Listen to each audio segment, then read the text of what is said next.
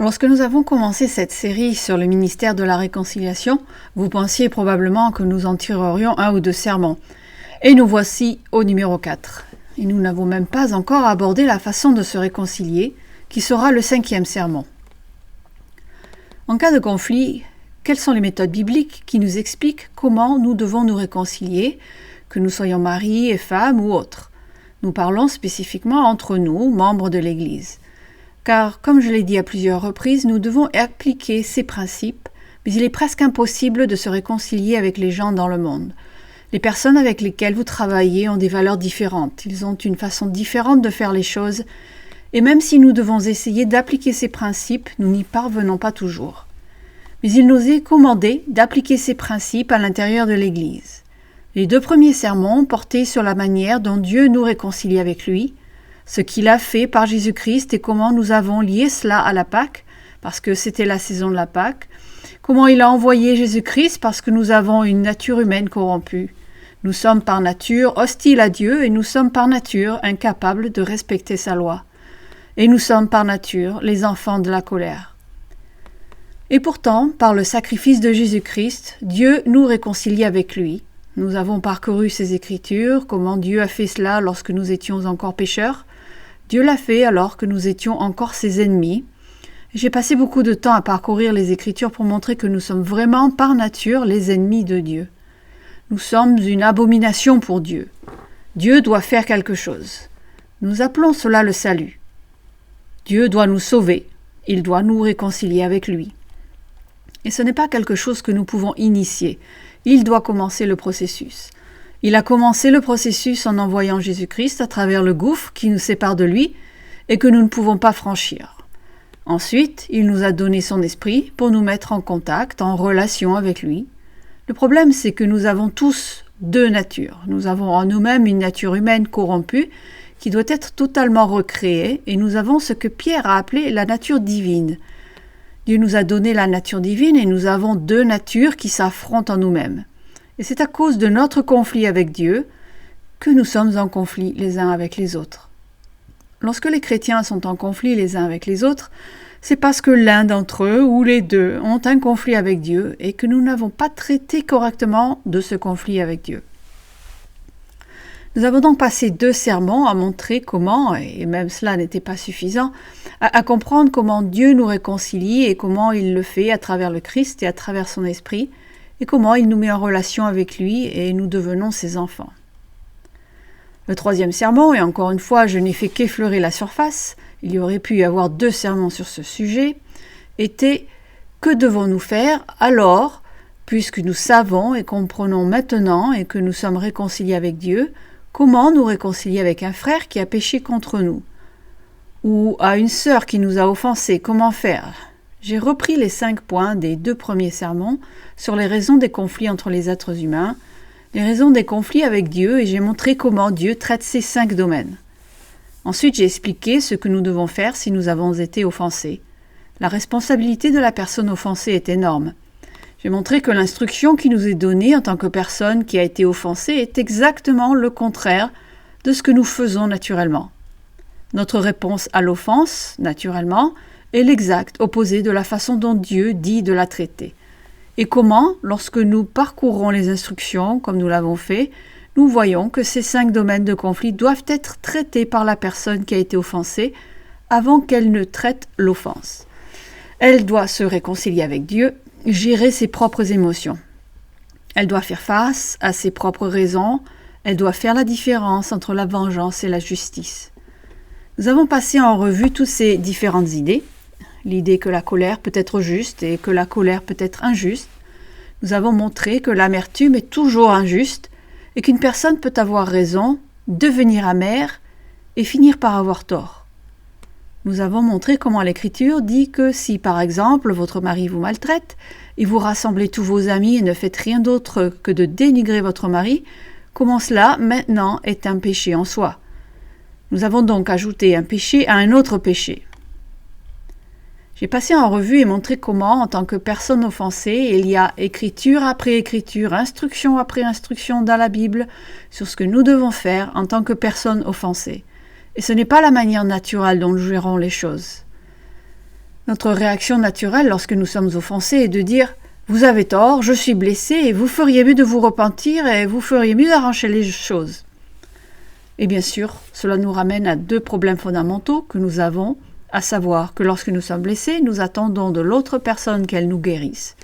Ce qui signifie que l'autre personne vous contrôle toujours. Car que se passe-t-il si la personne ne se repent pas? Et si la personne ne fait pas ce qu'elle est censée faire? Et si la personne ne comprend même pas l'offense? Il est étonnant de voir combien de fois une personne peut offenser une autre personne sans même s'en rendre compte.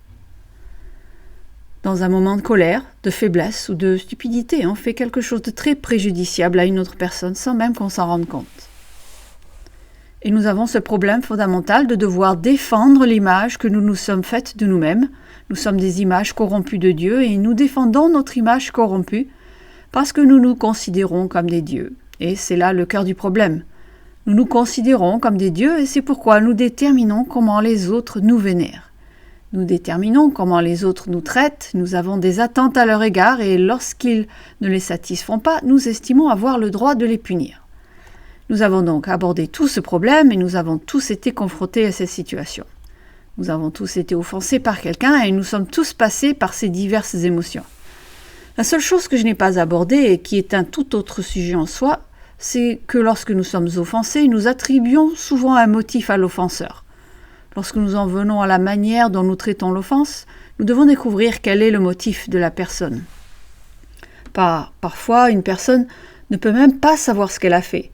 Nous devons découvrir son motif. Lorsque quelqu'un fait quelque chose de mal à notre égard, nous lui imputons automatiquement quoi? Qu'elle l'a fait exprès. Je me souviens avoir crié cela à mes sœurs quand j'étais petit. « Tu l'as fait exprès !» Et je me souviens qu'elles me criaient la même chose. « Tu l'as fait exprès !» Et parfois je disais « J'ai rien fait exprès, de quoi tu parles ?» C'est ainsi que nous attribuons des motifs. Nous n'avons même pas abordé ce sujet. Aujourd'hui, je vais donc parler du message à l'offenseur, la personne qui a commis le péché contre un frère, la personne qui a offensé. Et rappelez-vous, nous ne pouvons aller nulle part sans comprendre le ministère de la réconciliation et comment Dieu nous réconcilie. Nous devons y revenir et c'est pourquoi le premier message, lorsque j'ai parlé des êtres humains, ne concernait pas l'offenseur. On pourrait penser que c'est le cas, on pourrait penser que nous devons adresser immédiatement l'auteur de l'infraction. Le dernier sermon sur ce sujet s'adressait à la personne qui a été offensée. Pourquoi? Selon les Écritures, la responsabilité de la personne qui a été offensée est d'être prête à offrir le pardon, à s'approcher de la personne qui a péché contre elle et à lui manifester son pardon. Et nous avons parcouru les Écritures les unes après les autres qui disent de faire cela parce que c'est ainsi que le Christ a agi avec nous. Paul et Pierre, tous deux ont expliqué comment procéder et tous deux ont utilisé l'exemple exact. C'est ainsi que Dieu vous a réconciliés. Alors, si vous êtes la personne qui a été blessée, si vous êtes la personne contre qui on a péché, voici ce que vous devez faire. Et ce n'est pas la façon dont nous gérons les choses. C'est pourquoi j'ai dit, lorsque j'ai commencé cette série, qu'il s'agit de l'une des 3 doctrines les plus importantes de l'Église que nous n'avons jamais complètement explorées, comprises ou expliquées. Nous ne l'avons pas fait et à cause de cela, nous passons à côté d'une partie de l'Évangile. Vous savez, le ministère de la réconciliation est un élément central de l'Évangile. Sans le ministère de la réconciliation, nous ne pouvons même pas expliquer pleinement l'Évangile. Donc, une fois que nous avons compris ce que Dieu fait, nous pouvons comprendre comment l'appliquer les uns aux autres. Alors d'accord, où allons-nous pour commencer le message à la personne qui a offensé, à la personne qui a commis le péché? Eh bien, nous allons dans Matthieu 18. Vous savez que la dernière fois, nous avons passé en revue tous les avertissements adressés à ceux qui ont été offensés, avertissement après avertissement dans l'Écriture, qui dit que cela peut se transformer en amertume et en haine, et lorsque cela se produit, la personne qui a été offensée est détruite. Et ce n'est pas elle qui a fait le mal, mais elle est devenue mauvaise à cause de ce qu'on lui a fait. Lorsque je conseille des personnes, il est étonnant de voir combien de personnes qui ont fait subir des abus aux autres ont elles-mêmes été des victimes d'abus. Et parce qu'elles ont été maltraitées, que font-elles? Elles deviennent elles-mêmes des agresseurs. C'est l'une des grandes tendances et la raison pour laquelle on parle tant de la personne qui a été victime d'un péché. Mais nous ne comprendrons jamais cela tant que nous ne serons pas réconciliés avec Dieu. Tant que nous ne sommes pas réconciliés avec Dieu, nous ne ferons rien de cela, parce que nous n'en avons pas la force. Cela va à l'encontre de notre nature, et notre nature est hostile à Dieu. C'est donc ici que nous commençons à parler à ceux qui ont commis une offense. Nous disons « Oh oui, j'ai fait quelque chose ou dit quelque chose qui a contrarié cette personne, je suis désolé. » Non. Avant de dire « je suis désolé », il faut lire ceci. Au verset 6 de Matthieu 18, Jésus vient de prendre un petit enfant et dit que nous devons devenir comme des petits-enfants pour Dieu. Matthieu 18, verset 6. Mais si quelqu'un scandalisait un de ces petits qui croit en moi, il s'agit ici une fois de plus de problèmes et de conflits entre chrétiens, parce qu'il dit ceux qui croient en moi. Mais si quelqu'un scandalisait un de ces petits qui croient en moi, il vaudrait mieux pour lui qu'on suspende à son cou une meule de moulin et qu'on le jette au fond de la mer. Malheur au monde à cause des scandales, car il est nécessaire qu'il arrive des scandales, mais malheur à l'homme par qui le scandale arrive. Quelle est donc la gravité de la situation? N'oublions pas que nous avons tous été offensés et que nous avons tous offensé. J'ai été offensé et j'ai offensé d'autres personnes. Et lorsque nous nous offensons les uns les autres, quelle est la consigne de Jésus-Christ? Lorsque vous offensez un petit, c'est-à-dire un autre chrétien, et la plupart d'entre nous sont des petits, je ne connais pas beaucoup de grands, n'est-ce pas? Nous sommes tous de petits chrétiens. Lorsque nous nous offensons les uns les autres, Jésus-Christ a dit « Quelle est la gravité de la situation ?» Eh bien, il vaudrait mieux que quelqu'un vous attache une grosse pierre autour de la tête. Ce serait mieux si vous aviez des chaussures en ciment et qu'on vous amenait dans un bateau, ici, là, dans le golfe, et qu'on vous jetait par-dessus bord et que vous vous noyez. Je n'ai pas inventé cela, c'est ce que Jésus-Christ a dit. Lorsque nous agissons de la sorte les uns envers les autres, que pense-t-il de cela? Il explique exactement ce qu'il ressent en tant que frère aîné et chef de l'Église. Lorsque nous agissons de la sorte les uns envers les autres, il a dit qu'il vaudrait mieux que quelqu'un vous amène, vous mette des chaussures en ciment et vous jette par-dessus bord. Voilà ce qui serait mieux que ce que vous avez fait. Ainsi, lorsque nous blessons les uns les autres, lorsque nous nous maltraitons les uns les autres, nous avons fait quelque chose de très grave aux yeux de Dieu et aux yeux de Jésus-Christ. Passons maintenant à nos 5 points, les mêmes que ceux que nous avons déjà abordés. J'ai offensé quelqu'un, vous avez offensé quelqu'un. Comment devons-nous réagir lorsqu'on nous signale que nous avons blessé ou péché contre quelqu'un? Vous vous demandez, et s'il s'agit d'une fausse accusation? Lorsque nous aborderons la question de la gestion des conflits, nous verrons qu'il existe des moyens de faire face à une fausse accusation. Mais vous savez, nous voulons tous le savoir d'emblée. Et s'il s'agit d'une fausse accusation? Comme vous le verrez, lorsque quelqu'un vous accuse, vous ne dites pas automatiquement que c'est faux, mais vous vous demandez automatiquement « et si c'était vrai ?» Je veux dire par là que si chaque fois que quelqu'un vient vous dire que vous l'avez blessé, votre première réaction est de dire « Eh, je n'ai pas fait ça, bah, c'est ton problème. Oh, t'as qu'à grandir un peu. Ça va, je suis désolé, oublions cela. » Dès que nous faisons cela, nous ne respectons pas ce que nous sommes censés faire avec quelqu'un qui a commis une offense à l'encontre d'une autre personne. Ainsi, le premier point par lequel nous commençons toujours est de chercher à nous réconcilier avec Dieu. Si quelqu'un vient vous voir et vous dit « tu m'as offensé » et que votre première réaction est de dire « non, je ne l'ai pas fait » ou de vous mettre sur la défensive ou de dire « je ne vais pas écouter » ou de repousser la personne, vous devez lui dire « pouvons-nous prendre le temps d'en parler ?» Ensuite, il faut jeûner, prier et chercher à se réconcilier avec Dieu. 2 Samuel 11. Et voici pourquoi. Vous connaissez l'histoire, je ne vais pas la raconter en détail, mais je vais l'expliquer. 2 Samuel 11 et 12 parlent de David. C'est une nuit très chaude, sans sommeil pour David. Il est sur le toit de son palais, à Jérusalem, les toits étant plats. Le toit lui-même faisait partie du bâtiment. C'était un patio sur lequel on s'asseyait et on se promenait. Et il se promène sur le toit de son palais, ou peut-être sur un balcon de son palais. Et il regarde dehors. Et le palais sera un peu plus grand que tous les autres bâtiments. Et qu'est-ce qu'il voit? Une belle femme, la nuit, prenant un bain sur le toit de sa maison. là où elle pense que personne ne peut la voir. Eh bien, vous savez ce qui se passe? Il l'invite. Elle est probablement très jeune à ce moment-là. Il l'invite dans sa maison. Elle monte au palais et il la séduit. Il s'agit là d'un abus. C'est un abus de son pouvoir et de sa virilité. Nous pouvons dire qu'elle a accepté. Il est intéressant de noter que la Bible ne dit pas grand-chose sur Bathsheba. Elle ne la condamne même pas beaucoup. Elle fait peser une grande responsabilité sur David parce qu'il était roi et parce qu'il abuse de sa position. Il commet donc l'adultère, il se rend compte qu'elle est mariée et il fait revenir son mari Uri du front parce qu'il est soldat. Et il lui dit « Va voir ta femme ». Il l'emmène et lui demande un rapport et il est confus parce qu'il sait que ce sont les officiers qui font des rapports d'habitude. Mais vous savez, David demande un rapport d'un fantassin, d'un soldat sur le terrain. Alors, faites-moi un rapport. Mais Uri ne veut pas retourner auprès de sa femme, il dit qu'il ne peut pas retourner auprès de sa femme alors que ses frères risquent leur vie, meurent dans les champs pour Israël. Il ne veut donc pas retourner auprès d'elle. Il n'y a donc aucun moyen de le convaincre que la grossesse de sa femme est de lui. David va même jusqu'à le faire boire. Finalement, David le renvoie et dans l'un des actes de trahison les plus abusifs qui soient, lui donne des ordres.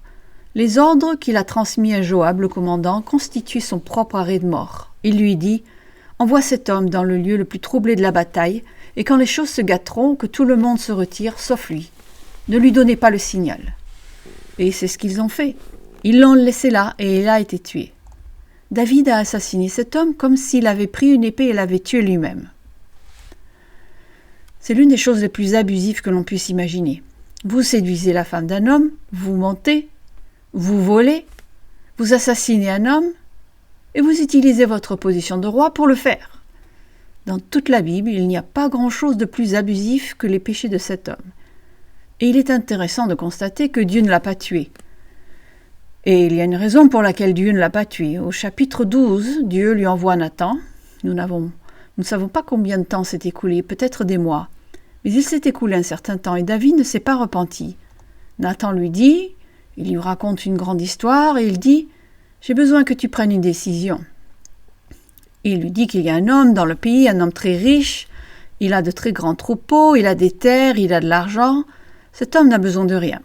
Mais il est tellement avare que lorsqu'il reçoit des amis en visite, il envoie quelqu'un de ses serviteurs dans une petite ferme voisine où il y a une petite famille et ils ont un agneau. Cet agneau n'était pas gardé pour être mangé, c'était un animal de compagnie. C'était l'animal de compagnie des enfants. Et il a volé l'animal des enfants, l'a tué et l'a servi à ses invités. Or, la peine normale pour le vol est de rembourser 4 fois ou 7 fois selon l'infraction. Il passe outre. Et il dit « C'est tellement ignoble, c'est un acte de péché et d'agression planifié, que je veux qu'il soit amené au palais. Nous aurons un procès et il sera tué. » Et Nathan lui dit « Tuez cet homme-là !» À ce moment-là, qu'est-ce qui lui serait venu à l'esprit? N'oubliez pas qu'il est roi. Il a vécu sa vie avec un pouvoir que vous et moi ne pouvons même pas imaginer. Il dit quelque chose et des centaines de personnes lui obéissent immédiatement. Il a le pouvoir de vie et de mort sur tous les habitants du royaume, comme il l'a montré avec Uri. Son pouvoir est énorme. David aurait pu dire « Wow, je suis loin de Dieu, qui es-tu pour me dire que j'ai tort ?» Il aurait pu dire « Tu sais, Nathan, tu ne comprends pas, j'ai 6 femmes et elles se disputent et j'avais besoin de quelqu'un de nouveau. Je vis dans le stress ici, Nathan, tu n'as pas d'idée. C'est la plus belle femme que j'ai jamais vue et je l'aime. » C'est toujours le problème avec l'adultère, je l'aime. Je n'ai jamais connu cet amour avec aucune de mes femmes, j'aime cette femme. Il aurait pu dire « Les hommes meurent tout le temps au combat, tu vas pas me mettre ça sur le dos. » Mais ce n'est pas ce qu'il a dit. Ce qu'il a fait, c'est qu'il a dit « J'ai péché contre le Seigneur ». C'est ce que David a compris quand on lui a simplement présenté la situation. Et c'est pourquoi Dieu ne l'a pas tué. C'est pourquoi Dieu lui a donné une autre chance. Il a compris que son péché contre Bathsheba et son péché contre Uri et son péché contre son armée, je vais vous dire, je peux imaginer que si ses troupes avaient découvert ce qu'il avait fait, si elles l'avaient fait, qui lui ferait encore confiance? Il a péché contre Israël, il a péché contre des millions de personnes. Mais il s'est rendu compte que tout péché contre un être humain est aussi un péché contre Dieu.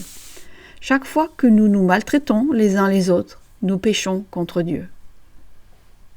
C'est pourquoi, si vous avez péché contre quelqu'un, ce que vous devez faire, c'est régler immédiatement le fait que vous avez un conflit entre vous et Dieu. Et vous voyez, nous n'y allons presque jamais.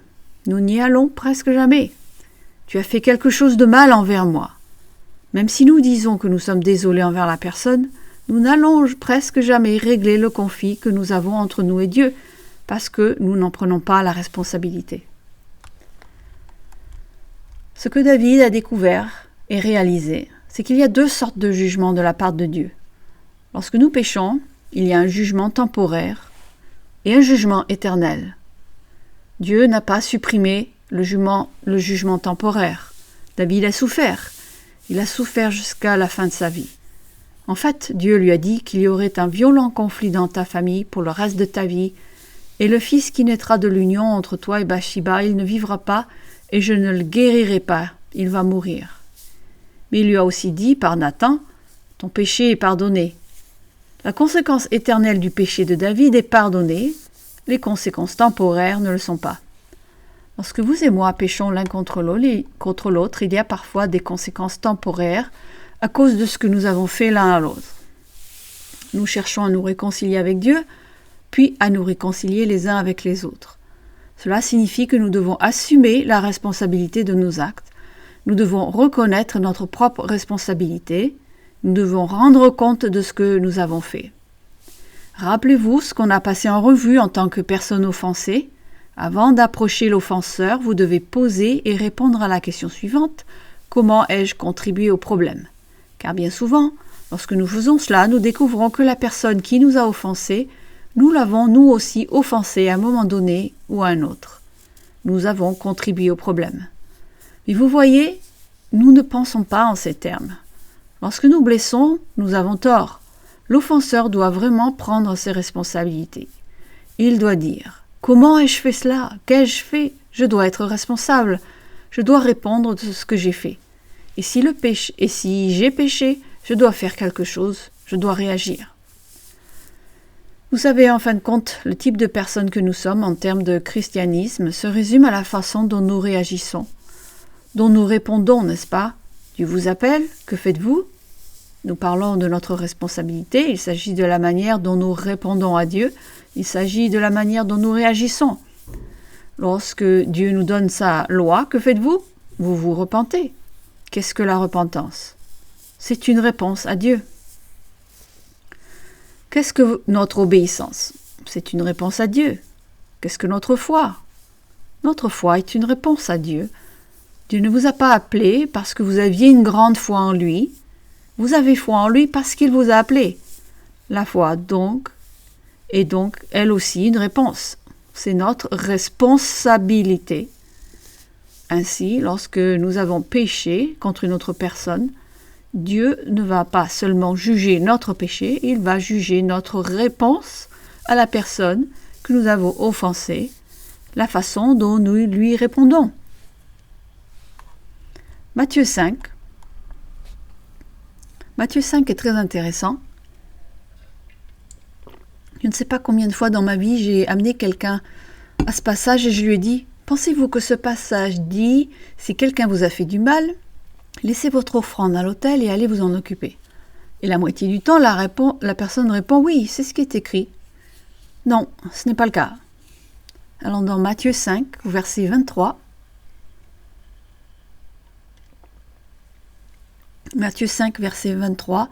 « Si donc tu présentes ton offrande à l'autel, et que là tu te souviennes que ton frère a quelque chose contre toi. » Lorsque nous allons adorer Dieu, il y a un moment où nous sommes réconciliés avec Dieu, ou pas. Nous venons ici chaque semaine pour nous réconcilier avec Dieu, nous prions chaque jour pour nous réconcilier avec Dieu, nous essayons d'obéir à Dieu tous les jours, nous essayons de vivre par la foi pour nous réconcilier avec Dieu, pour avoir une relation avec Dieu. Et il dit qu'il y a des moments où vous adorez Dieu et à ce moment-là, vous vous souvenez, peut-être parce que Dieu vous aide à vous souvenir, que quelqu'un a été offensé par vous. Et que faites-vous ? Verset 24, Matthieu 5, verset 24. « Laisse là ton offrande devant l'autel et va d'abord te réconcilier avec ton frère. Puis viens présenter ton offrande. » Il ne dit pas « réconcilie-toi d'abord avec ton frère, puis avec Dieu ».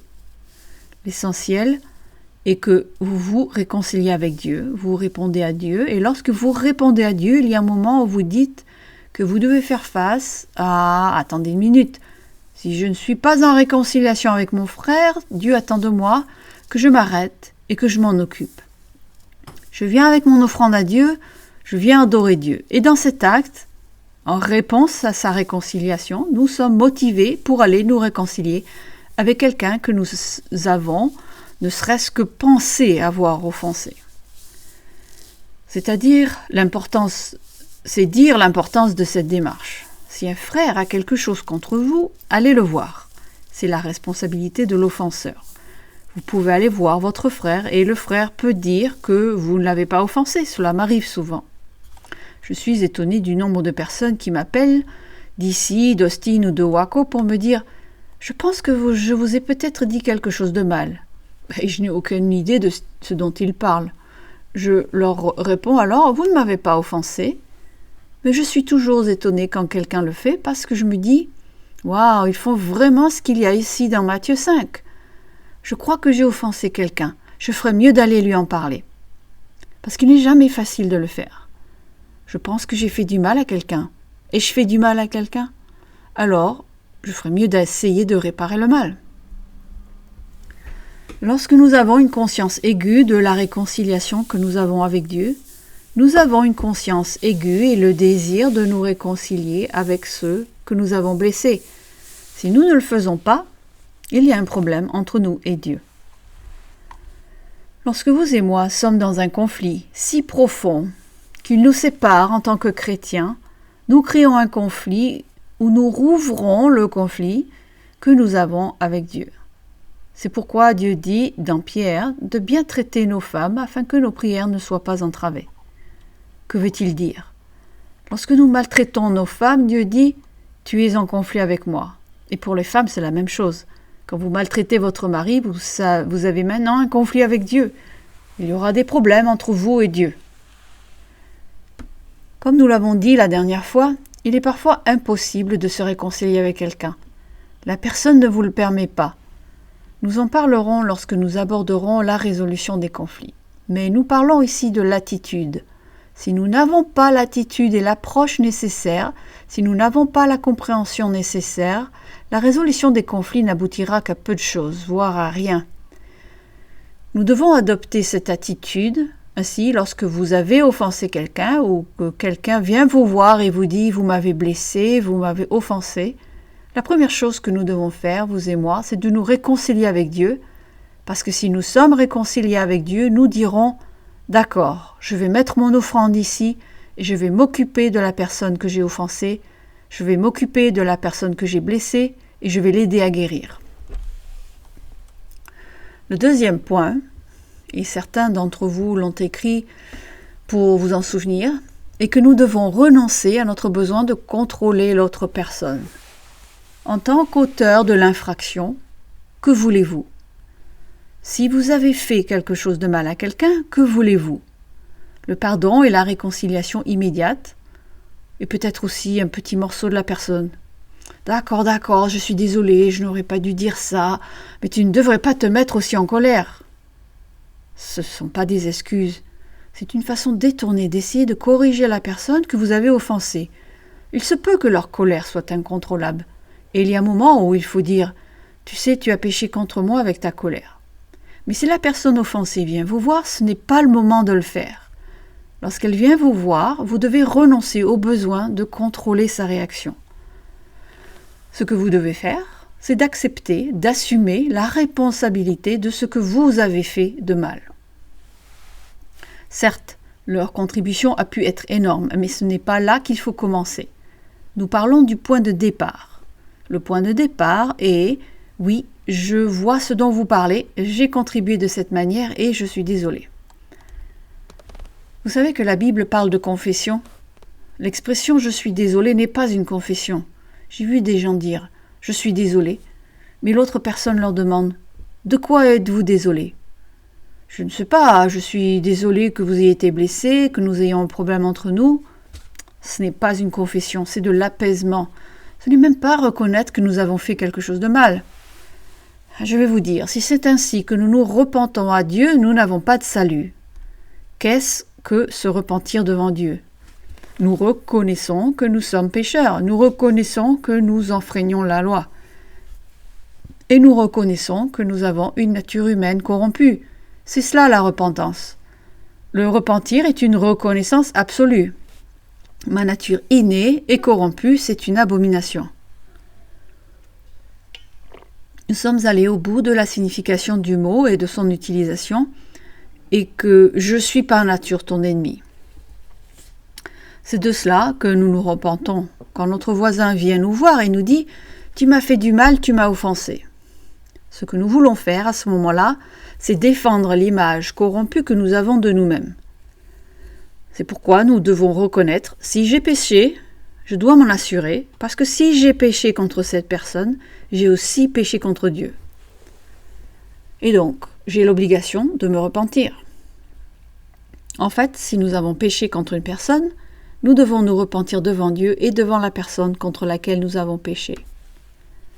Nous devons confesser ce péché et nous en repentir. Cela signifie que vous devez écouter cette personne et comprendre l'acte d'accusation. Vous devez comprendre l'accusation. Vous dites « Oh, ne commencez pas à venir ici en m'accusant ». Et il y a un moment où nous devons faire face à une fausse accusation, c'est une autre histoire. Mais quand un frère ou une sœur vient vous voir et vous dit « Tu as fait ceci », nous devons nous arrêter et dire « Explique-moi comment j'ai fait cela, explique-moi ce que j'ai fait, explique-moi ce que tu ressens ». Parfois, il s'agit d'un simple malentendu et il suffit de dire à un moment donné « Oh, j'ai compris, je m'en souviens maintenant, tu as raison, c'est bien ce que j'ai dit. Mais c'était une demi-phrase, je n'ai pas terminé le reste de la phrase. Il n'y a aucune chance que tu comprennes ce que j'avais voulu dire. » Vous l'expliquez et l'autre personne dit « Ah, d'accord. » C'est étonnant de voir à quel point il est parfois possible de faire face aux offenses en comprenant simplement d'où vient la personne offensée et en étant prêt à reconnaître « Ah, j'ai contribué à cela. » Parfois, nous apportons une contribution importante. Nous avons péché contre l'autre personne, nous l'avons offensé, nous avons menti à son sujet, nous l'avons calomnié, nous lui avons dit quelque chose de terrible. Nous avons fait une promesse et nous ne l'avons pas tenue. Nous avons conclu une affaire et nous l'avons trompée. Vous savez, il y a des fois où les chrétiens se font des choses terribles les uns aux autres. Et nous devons faire face à ces choses lorsqu'on les porte à notre attention. Ainsi, même en tant qu'offenseur, lorsque quelqu'un s'approche de vous, votre première réaction avec votre nature humaine corrompue est d'essayer de contrôler sa réponse. « D'accord, je suis désolé, maintenant tu dois me pardonner. Si tu ne me pardonnes pas, tu as un problème. » Non, nous devons prendre du recul, cesser d'essayer de contrôler leur réaction et analyser comment est-ce que je réagis, qu'ai-je fait à cette personne, quelle est ma réponse.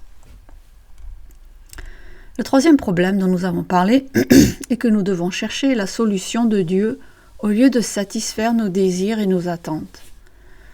C'est difficile parce que je connais ma réaction. Lorsque quelqu'un vient me voir et me confronte à propos de quelque chose, c'est difficile parce que ma toute première réaction c'est « Oh non, laissez-moi expliquer ma version de l'histoire ». Je dois me forcer à ne pas le faire parce que nous devons écouter au lieu de dire « Tu dois répondre à mes attentes ». Nous devons prendre un peu de recul et répondre aux attentes de cette personne. Vous vous souvenez que je vous ai donné une série de questions à vous poser si vous êtes la personne offensée? Je vais vous donner une série de questions à vous poser si vous êtes l'offenseur.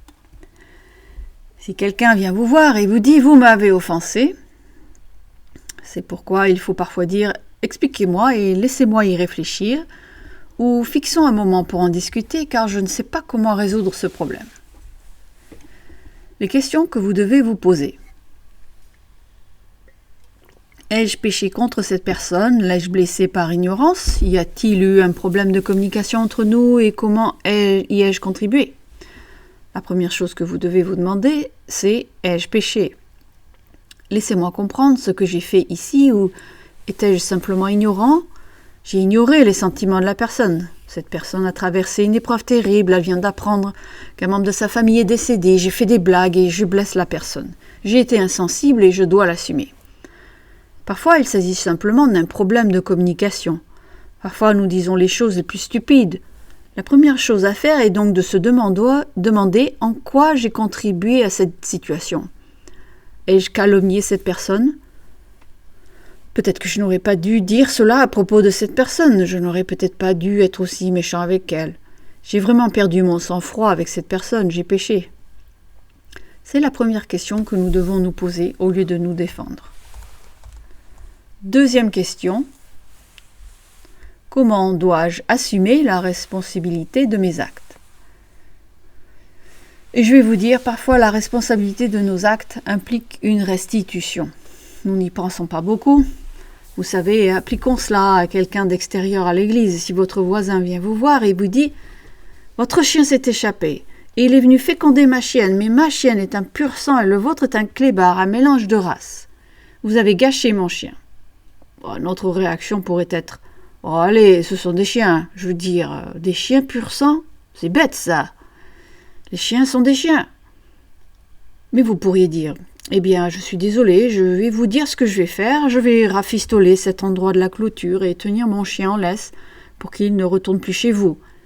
Vous pensez avoir fait restitution. » Non, vous ne l'avez pas fait. Vous pensez avoir réparé le tort que vous avez causé à votre voisin, mais la restitution consiste à payer pour le chien que vous avez gâché. C'est cela la restitution. Et les Écritures exigent la restitution si nous sommes l'offenseur. Maintenant, si cette personne dit « je te pardonne, c'est pas grave », c'est merveilleux. Mais dans le cas contraire, nous n'avons pas le droit de dire « que ce qui ne va pas, c'est ces gens me faire payer $300 pour ce stupide petit caniche. Je déteste les caniches de toute façon. » Non, notre exigence, notre désir, comprenez ceci, en tant qu'offenseur, notre désir devrait être de réparer les dommages que nous avons causés. C'est chrétien. J'ai gâché votre chien, je vous en achèterai à nouveau pour $300 parce que vous êtes responsable de vos actes. La troisième question, quelle leçon Dieu peut-il m'enseigner à partir de cela ? Quelle leçon Dieu peut-il m'enseigner sur la manière de mieux traiter les autres, sur la manière de ne pas pécher, sur la manière de gérer une fausse accusation, sur la manière de gérer une situation où quelqu'un est en colère contre moi alors qu'il ne devrait pas l'être ? Quelle leçon dois-je apprendre ? Une quatrième question. Suis-je sur la défensive parce que je me sens menacée ? Ensuite, nous devons nous demander, d'accord, pourquoi est-ce que je me sens menacée ? Quelle image de moi-même est-ce que j'essaie de défendre ? Il est naturel de te sentir ainsi. C'est ce que je ressens lorsque quelqu'un s'approche de moi. Il faut essayer de gérer ce sentiment de menace. Parfois, il faut dire à quelqu'un « Il va falloir que je réfléchisse, je me sens menacée. » Mais pourquoi me sens-je menacée ? Quelle image de moi-même est-ce que j'essaie de protéger ? Et puis une cinquième question. Suis-je en colère parce que mon orgueil est blessé ? Une personne vient vous voir, elle dit « Vous m'avez fait du mal et vous avez fait quelque chose de mal. » Nous y réfléchissons et nous disons « Vous savez quoi, vous avez raison, j'ai fait quelque chose de mal. Laissez-moi m'excuser pour cela, je suis désolée. » Et on s'embrasse. Puis la personne s'en va. Le sabbat suivant, vous venez à l'église et la personne vous ignore.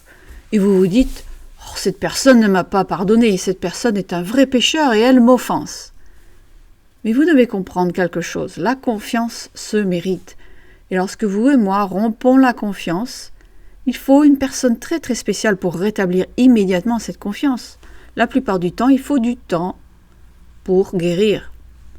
Proverbe 18. C'est pour cela que Salomon a écrit ce proverbe.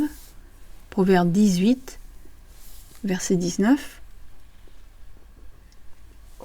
Ainsi comme nous en avons parlé de l'énorme responsabilité de la personne offensée, de la manière dont elle doit agir, de la manière dont elle doit surmonter l'offense, de la manière dont nous pouvons pécher. En fait, la plupart du temps, lorsque nous sommes offensés, nous péchons en retour. La Bible ne cesse d'en parler. L'une des choses qui détruit les gens autant que tout autre péché, c'est lorsque vous êtes la personne innocente et que vous avez été maltraité par un autre chrétien.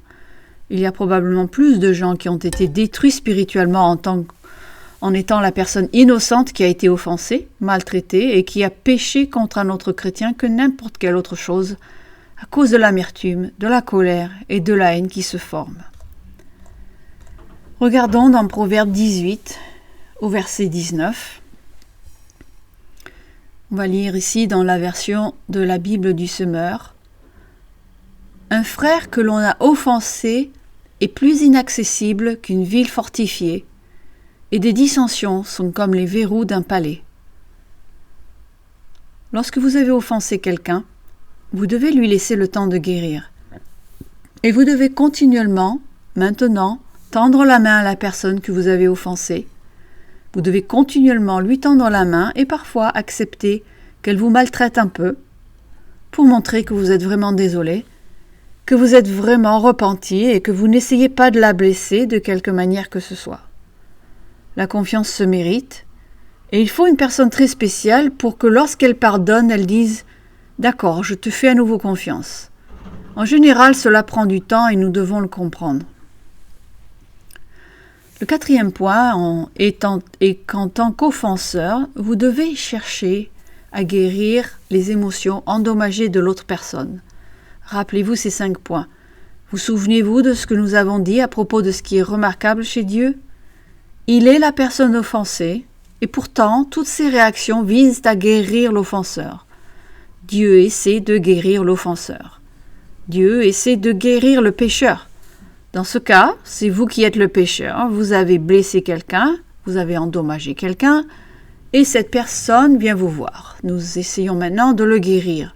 Nous essayons de ne pas continuer à l'offenser, et c'est ce qui est très important dans le concept même de causer une offense.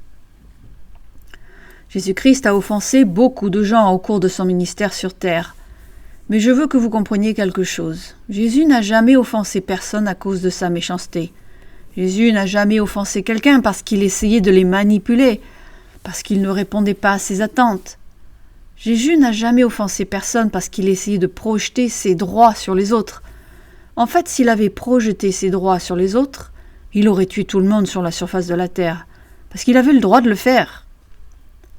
En vertu de la loi de Dieu, il avait le droit de le faire. Jésus n'a jamais offensé les gens à cause de son égocentrisme, parce qu'il ne se souciait pas des sentiments des autres. Lorsque Jésus a offensé les gens, c'est parce qu'il a dit la vérité du point de vue de Dieu. Il y a des moments où nous allons offenser les gens en disant la vérité du point de vue de Dieu. Ce genre d'offense doit être dû au fait que les gens sont offensés par Dieu, ils sont offensés par la vérité.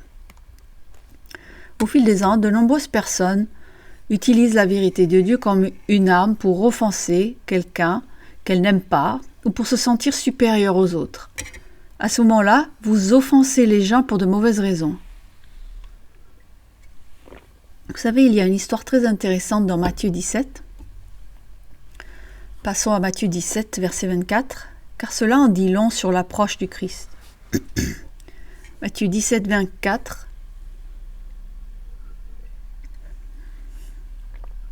Lorsqu'ils arrivèrent à Capernaum, ceux qui percevaient les 2 drachmes s'adressèrent à Pierre et lui dirent « Votre maître ne paie-t-il pas les 2 drachmes ?»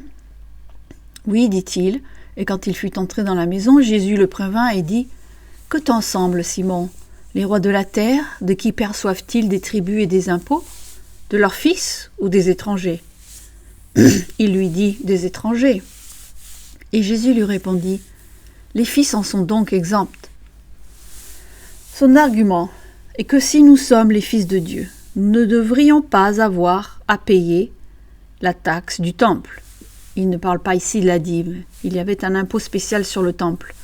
Et lui, en tant que fils, il est le Messie.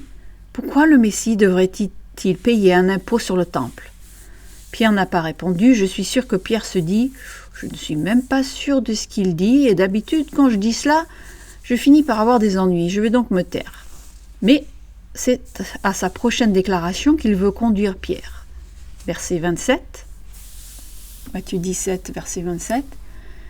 Mais pour ne pas les scandaliser, va à la mer, jette l'hameçon et tire le premier poisson qui viendra. Ouvre-lui la bouche et tu trouveras un statère. Prends-le et donne-le leur pour moi et pour toi. Jésus dit, tu sais Pierre, je n'ai pas à payer l'impôt du temple, mais nous le paierons quand même parce que nous ne voulons pas offenser ces gens. C'est le Créateur de l'univers.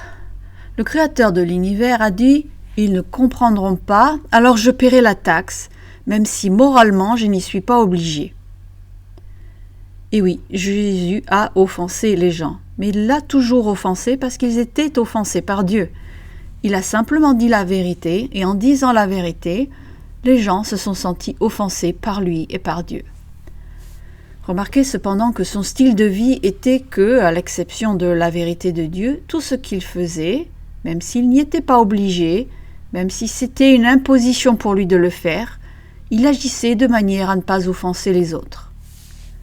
Si le Créateur de l'univers, nous revenons toujours au Christ, si le ministère de la réconciliation concerne non seulement l'œuvre que Dieu a accomplie par l'intermédiaire du Christ, mais aussi l'exemple de Jésus-Christ, nous ne cessons de revenir à lui. Nous revenons toujours à lui. Tout nous ramène à ce que Dieu fait par le Christ dans la réconciliation. Et nous revenons en arrière et disons « Écoute Pierre, tu vas devoir apprendre une leçon ici. Souvent, on fait les choses justes pour ne pas offenser quelqu'un, non pas parce qu'on doit le faire, mais parce qu'on veut éviter d'offenser l'autre personne. » Jésus n'a jamais reculé, c'est là que vous et moi devons apprendre à ne jamais reculer devant la vérité. Nous ne reculons jamais lorsque nous savons que la vérité va offenser quelqu'un, mais nous essayons quand même de le faire d'une manière qui rende gloire à Dieu. Dans les actes quotidiens de la vie, nous essayons de ne pas offenser. Combien cela devrait-il être le cas dans l'Église? Que nous essayons de ne pas nous offenser les uns les autres? Car souvenez-vous de l'une de nos déclarations de principe, dans le tout premier sermon. « Heureux ceux qui procurent la paix, car ils seront appelés fils de Dieu. » Donc, ici, en tant qu'offenseur, en tant que personne qui a péché, vous demandez comment procurer la paix. J'ai offensé cette personne et elle ne se débarrasse pas tout de suite de sa colère. Elle est en colère contre moi depuis un certain temps, elle est fâchée contre moi, elle ne me fait pas confiance. C'est quoi son problème? Au lieu de faire cela, nous devrions répondre « J'ai offensé cette personne, maintenant que dois-je faire pour ne pas continuer à l'offenser? Que dois-je faire pour ne pas accumuler offense sur offense? Que dois-je faire pour aider cette personne à guérir? J'ai blessé cette personne et je souhaite l'aider à guérir. Vous ne pouvez pas et je ne peux pas toujours guérir l'autre sur le plan émotionnel. Il faut pour cela l'aide de Dieu. Mais nous avons déjà parlé de s'adresser à Dieu pour obtenir la guérison, si c'est vous qui êtes la personne offensée. Vous savez, lorsque nous avons abordé le point 4, nous avons dit que si vous êtes la personne offensée, vous devez vous adresser à Dieu pour obtenir la guérison de vos émotions, la guérison de votre esprit. En tant qu'offenseur, vous voulez tendre la main à cette personne. Le dernier point, l'une des principales causes de conflit entre nous et Dieu, et entre nous et les autres, est l'orgueil. Cela signifie que, en tant qu'offenseurs, vous et moi devons rechercher l'humilité. Nous devons d'abord rechercher l'humilité avant même de pouvoir résoudre le problème que nous avons avec la personne. Et c'est peut-être l'aspect le plus difficile du repentir, l'humilité.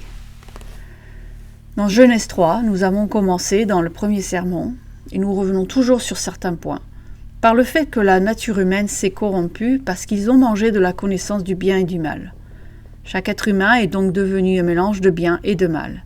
Et à cause de cela, nous sommes en conflit avec Dieu, et nous sommes en conflit les uns avec les autres, parce que nous sommes un mélange de bien et de mal. Et que s'est-il passé après qu'ils aient fait cela? Revenons à Genèse 3 et regardons l'histoire. Ils mangent donc de l'arbre de la connaissance du bien et du mal. Jusqu'à présent, il n'y a jamais eu de mensonge entre un être humain et Dieu. Il n'y avait jamais eu de mensonge entre un être humain et un autre être humain, jusqu'à ce que Satan les atteigne et les convainque. Ils changent immédiatement de nature, ils voient tout différemment. Regardez le verset 6 de Genèse 3. Genèse 3, 6. La femme vit que l'arbre était bon à manger et agréable à la vue, et qu'il était précieux pour ouvrir l'intelligence. Elle prit de son fruit et en mangea. Elle en donna aussi à son mari qui était auprès d'elle, et il en mangea. C'est donc là que nous sommes arrêtés dans le premier sermon lorsque nous avons lu ce texte. Mais lisons maintenant la réponse immédiate, la réaction de ce qui s'est passé à partir de cette conséquence. Verset 7. Les yeux de l'un et de l'autre s'ouvrirent, ils connurent qu'ils étaient nus, ayant cousu des feuilles de figuier, ils s'en firent des ceintures. En tant que mari et femme, ils n'étaient pas gênés par leur propre nudité avant cet événement. Ils étaient très à l'aise avec cela. C'était une bonne chose. Et Dieu dit « Je les ai faits hommes et femmes ». Il les a créés sans vêtements et il les a présentés l'un à l'autre sans vêtements. Et la réponse de Dieu a été « C'est très bien, j'ai fait quelque chose de très bien ici ». Immédiatement, il y a un changement de nature. Il y a de la culpabilité, il y a des pensées erronées, il y a de la confusion. Pourquoi ? Ils se sont érigés en Dieu. Jusqu'à présent, spirituellement, ils étaient encore à l'image de Dieu. Ils sont maintenant des images corrompues de Dieu, et en tant qu'images corrompues de Dieu, ils mélangent le bien et le mal, et intérieurement, dans leur propre esprit et leur propre cœur, ils deviennent confus, ils ressentent de l'anxiété et de la honte. Verset 8. Alors ils entendirent la voix de l'Éternel Dieu qui parcourait le jardin vers le soir, et l'homme et sa femme se cachèrent loin de la face de l'Éternel Dieu, au milieu des arbres du jardin. Ils avaient besoin d'une relation avec Dieu et maintenant leur nature est tellement hostile à Dieu, remplie de honte et de culpabilité, qu'ils se cachent de Dieu.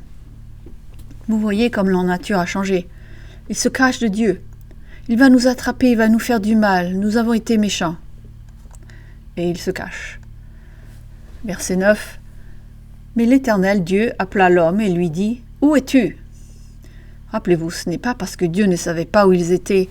C'est comme le petit enfant qui se cache derrière une chaise et qui dit « Papa, trouve-moi » Il n'est pas caché, mais il se couvre les yeux. « Tu peux pas me voir ?»« Oh oh, où es-tu » Nous avons tous joué ce petit jeu avec nos enfants, n'est-ce pas? Dieu dit « Où es-tu » Et il dit, verset 10, « J'ai entendu ta voix dans le jardin, et j'ai eu peur, parce que je suis nu et je me suis caché. » Il a peur, il n'avait jamais eu peur auparavant. La culpabilité, la honte, tout cela est nouveau. Il n'avait jamais connu tout cela auparavant. Il a dit qu'il savait aussi que quelque chose n'allait pas dans son corps, et sa femme aussi. Il y a quelque chose qui ne va pas chez nous. Il n'y avait rien d'anormal chez lui avant ce moment-là. Verset 11. Et l'Éternel Dieu dit, « Qui t'a appris que tu es nu ? Est-ce que tu as mangé de l'arbre dont je t'avais défendu de manger ?» Remarquez maintenant la réaction initiale. C'est maintenant l'orgueil qui entre en jeu. Je ne peux pas me tromper. Le petit Dieu que j'ai créé de moi-même, ce n'est pas ma faute. Le manque de responsabilité est la réaction immédiate de la nature humaine corrompue. Verset 12. L'homme répondit, « La femme que tu as mise auprès de moi m'a donné de l'arbre et j'en ai mangé. » Regardez ici, il dit, c'est la femme que tu m'as donnée. Tu sais, en fin de compte, Dieu, tu t'es vraiment trompé. Je n'aurais jamais mangé ce fruit. Mais c'est toi qui l'as créé, c'est ta faute. Et c'est sa faute. C'est ce qui se passe ici. C'est ce que l'orgueil dicte. Je ne peux pas me tromper, et même si je me trompe, ce n'est pas ma faute. Quelqu'un d'autre m'a forcé à le faire. C'est ce que nous faisons. Nous ne voulons pas nous tromper. Il a dû admettre qu'il avait tort, alors qu'a-t-il dit ? Je suis coupable avec explication. Ce qui, dans certaines cours de justice, vous permet d'être coupable ou non coupable ou coupable avec explication. Et nous voulons tous nous présenter devant Dieu et dire coupable ou non coupable, coupable avec explication. J'ai eu affaire à des êtres humains qui ne pouvaient jamais se repentir parce qu'ils reprochaient à Dieu leurs propres péchés. J'ai eu affaire à des gens comme ça. Si Dieu ne nous avait jamais exposés à Satan, nous n'aurions jamais péché. C'est sa faute si nous avons péché. Je ne sais même pas quoi dire à quelqu'un après cela. Verset 13. Et l'Éternel dit à la femme, « Pourquoi tu fais cela ?» La femme répondit, « Le serpent m'a séduite et j'en ai mangé. » Satan, c'est le diable qui m'a fait faire ça, c'est sa faute. Ce n'est vraiment pas ma faute. Lorsque quelqu'un vient nous voir, d'accord, nous dirons « Je dois m'excuser auprès de Dieu ». Et quand quelqu'un d'autre vient nous voir, on dit « D'accord, vous avez raison, j'ai écouté ce que vous avez dit et vous avez raison, je n'aurais pas dû faire cela. » Mais vous savez quoi ? C'est tellement difficile de vous côtoyer. Vous avez raison, j'ai fait ça parce que vous vous plaignez tout le temps et je ne le supporte pas. Oui, vous avez raison, mais laissez-moi vous expliquer combien vous êtes mauvais. Ainsi vous comprendrez que ce que j'ai fait n'est pas si mal. Nous devons assumer notre part de responsabilité. On ne prend pas la responsabilité de la part de quelqu'un d'autre, mais vous devez assumer votre responsabilité. Passons à Philippiens 2, c'est le dernier passage. Comment faire face à l'orgueil ? Eh bien, il y a une autre petite série de questions que je voudrais que vous vous posiez. Je dois me les poser régulièrement et parfois j'échoue. Philippiens 2, verset 3.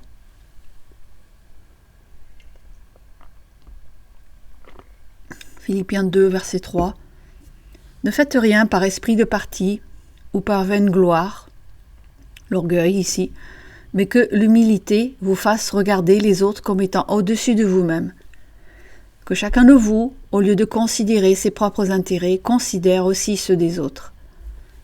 Ainsi, si quelqu'un vient vous voir et vous dit « Tu as péché contre moi », vous devez vous poser quelques questions en rapport avec ces versets. Première question. Est-ce que je résiste à assumer la responsabilité de mes actes parce que j'ai besoin de paraître vertueux ? Ai-je l'impression qu'en avouant, les autres perdront le respect qu'ils ont pour moi ? Parfois, nous ne pouvons tout simplement pas l'admettre parce que si je l'admets et qu'ils ne prennent pas leurs responsabilités, les gens perdront le respect qu'ils ont pour moi. Je ne peux pas admettre que j'ai tort. L'Écriture nous dit qu'il faut le faire. Deuxième question. Est-ce que je résiste à assumer la responsabilité de mes actes parce que je considère que l'autre personne est spirituellement inférieure à moi ? Oui, j'ai fait quelque chose de mal, mais regardons les choses en face. Vous savez qui est cette personne ? Elle est à peine convertie. Laissez-moi vous parler des péchés de cette personne. Je la connais depuis 20 ans, alors laissez-moi vous raconter ses péchés. Ainsi, nous ne prenons pas nos responsabilités, parce que nous croyons réellement, et nous ne le disons pas, mais nous savons dans nos cœurs et nous croyons que cette personne est spirituellement inférieure à nous. Suis-je prête à écouter la personne offensée et à m'efforcer de comprendre son point de vue ? Et enfin, la dernière question, suis-je prête à prendre les intérêts de la personne offensée aussi sérieusement que mes propres intérêts ? Leurs intérêts sont aussi sérieux que les miens ? N'est-ce pas ce que Paul vient de dire ? Comment faire ?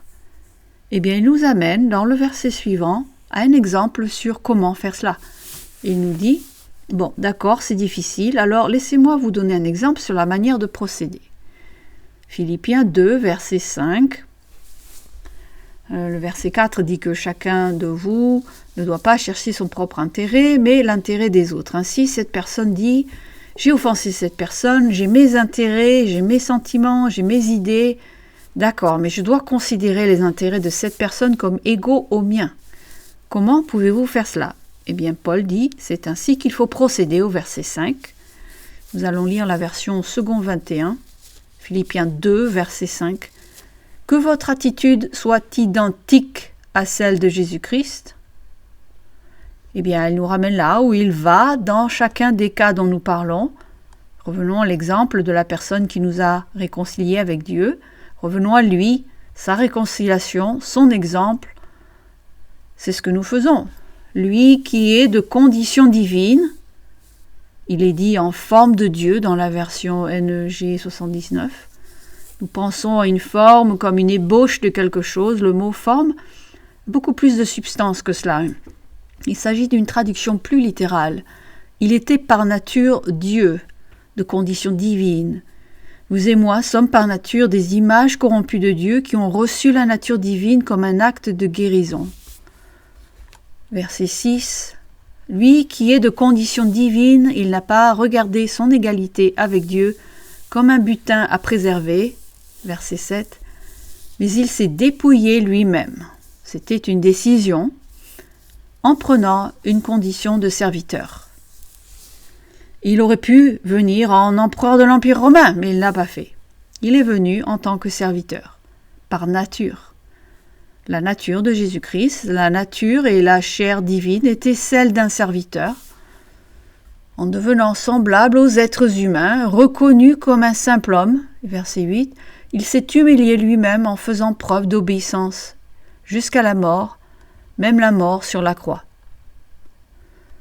Ce qu'il veut dire ici, c'est que si le Fils de Dieu sans péché s'est humilié en devenant par nature un serviteur dans un corps humain, lorsque vous avez péché contre quelqu'un, ne pouvons-nous pas nous humilier pour confesser et essayer d'apporter la paix à la personne que nous avons offensée?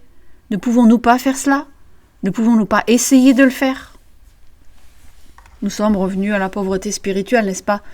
Le concept que nous avons abordé dans le premier sermon. L'humilité et la pauvreté spirituelle devant Dieu sont les clés de la réconciliation. Que vous soyez la personne qui a été offensée ou la personne qui a commis l'offense. Si vous êtes la personne qui a été offensée ou si vous êtes la personne qui a commis l'offense, cela revient toujours à cela. L'humilité et la pauvreté spirituelle devant Dieu sont les clés. Ce n'est qu'après avoir compris le ministère de la réconciliation entre Dieu et vous, exercé par Jésus-Christ, que nous pouvons faire ce dont nous allons parler la prochaine fois, ce que tout le monde veut savoir quand on parle de ce sujet. Tout le monde dit « Donnez-nous des moyens et des méthodes pour réaliser la réconciliation ». Eh bien, nous avons couvert 4 sermons qui nous donnent l'attitude, la compréhension, l'exemple de Dieu. La prochaine fois, nous pourrons enfin passer aux méthodes, si vous voulez, de la réconciliation.